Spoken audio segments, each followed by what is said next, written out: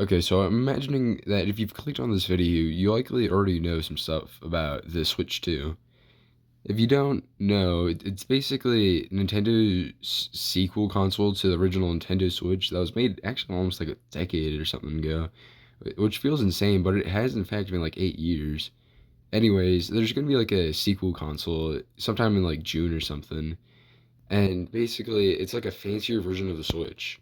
The main differences are that it's larger, has like special motion controls to accommodate to motion control with less stick drift, and a much higher price range. For the Switch 1, the release cost was around $300, and the most expensive games were around like $60, just including like bonus DLC that it could add on to the game's price, which is still pretty expensive, but not like too much compared to like other console stuff. Now, the Switch 2 on release is $450, with more expensive games being around 90 bucks each. And this is also without the DLCs and whatnot, so there could be like extra like $20 for like some like added characters or something, like the new Mario Kart or something. And now this could also be kind of understandable because the quality of the console and the games are supposed to be a lot better than the original one. And there is a general amount of inflation over the past 8 years that could have sort of increased the price a little. But this is still a $150, or I mean, a 150% increase in price for something that's basically the same thing, just with a couple of slight changes. Anyways, this new console is coming out in like a couple months, and the only actual new games that I've seen that aren't re-uploads of older games are the new Mario Kart and Donkey Kong game. And now both of these look great and all.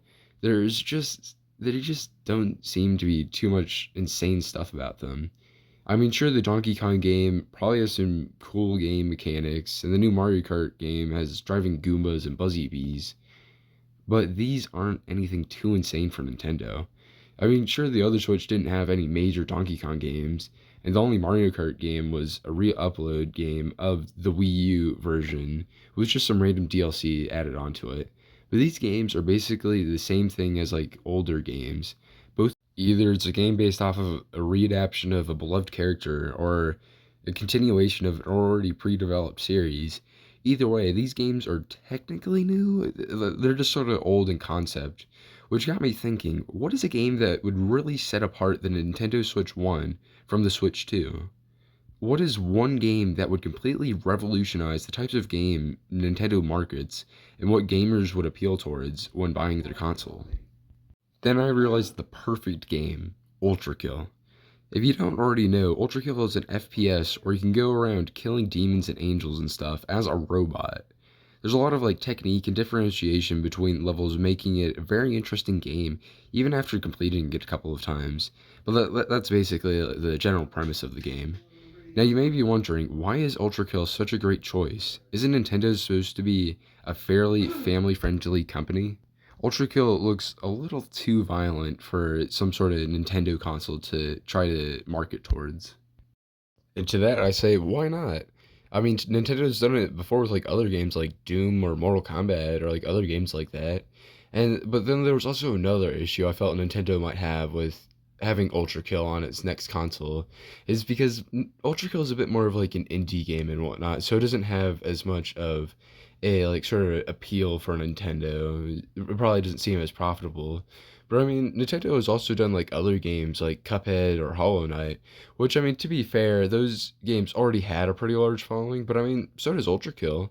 Has a pretty decent one. I mean, maybe not quite as large, but it's still got a pretty decent one.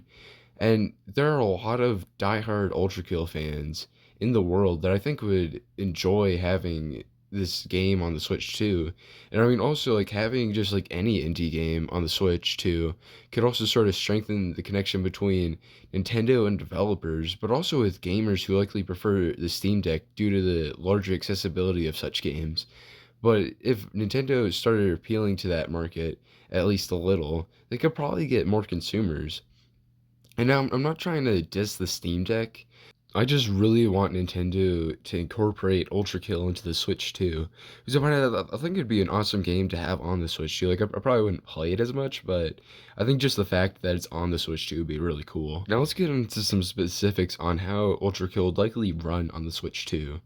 Most likely, Nintendo would only accept ULTRAKILL once it's no longer in beta, so that'd likely mean that all normal, Prime Sanctus, Encore, and Secret levels would likely need to be fully developed and implemented into the game, as well as some other, like, if they had any, like, extra levels or anything, as well, it could also be beneficial to add some sort of Nintendo-specific Easter egg in ULTRAKILL.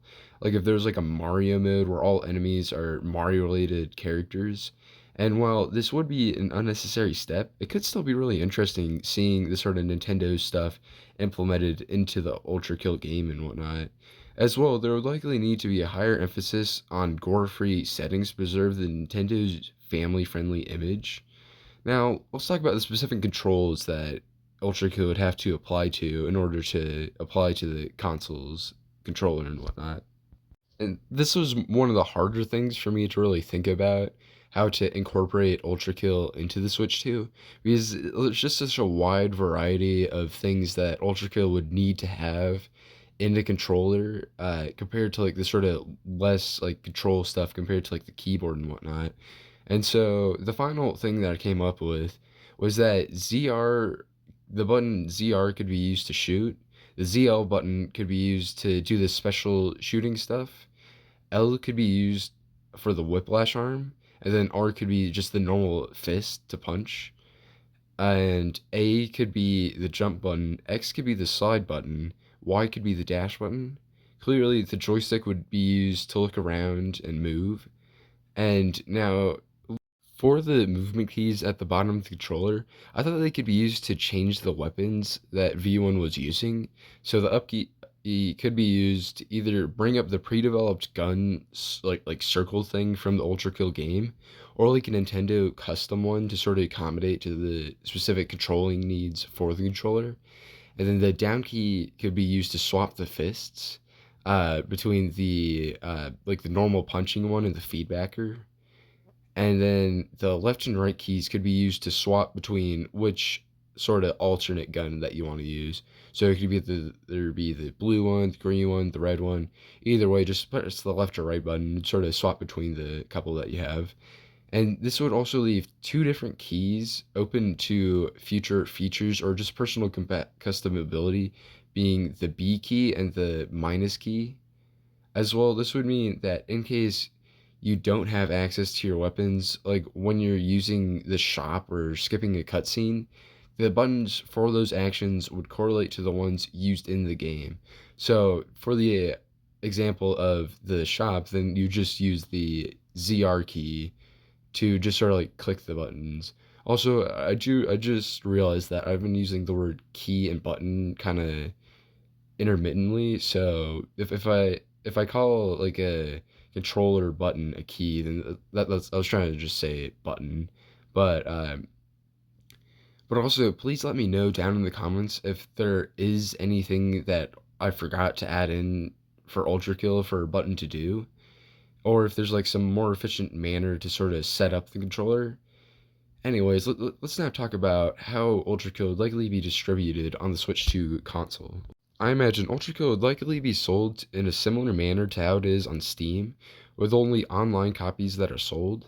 As well, I imagine that the price range would either stay the same at around $30 or readjust to the Nintendo standards to around $45 to accommodate to the 150% inflation prices that Nintendo has set upon its new console. Either way, it'll probably be on the mid-range of expense for the Nintendo Switch 2. Not super expensive, but also not cheap. As well, there would likely need to be some technical changes to make it easier for console users, such as a higher sensitivity and possible speed readjustments for the player or enemies. Either way, I think having ULTRAKILL on the Switch 2 could be a really interesting way, especially due to the larger access it has with the console. As well, this could allow for unmodded multiplayer, either supported through one console development or whatever online thing Nintendo's going to use for this new console. Anyways, this is a win for most people. Nintendo gets to have another game to take fans from and sell towards new people. Hikita gets to spread his new game further and gets payment from each copy sold. And fans get a portable ULTRAKILL, a new game to share with people in a different manner. hopefully Nintendo adds ULTRAKILL to the Switch too. But other than that, please do like and subscribe and comment down below any ideas you have, either for the Switch 2 stuff or ULTRAKILL stuff, or just whatever you want that's allowed to be commented on YouTube. Also, please play my game Block Simulator. It's in the description right now. It's on itch.io. And I was thinking about possibly working on a sequel, not necessarily because it's like super popular or anything. I just thought it'd be a really funny sort of thing to do. So look out for that, as long as I'm not too lazy to cut it up and stuff. But yeah, other than that, bye.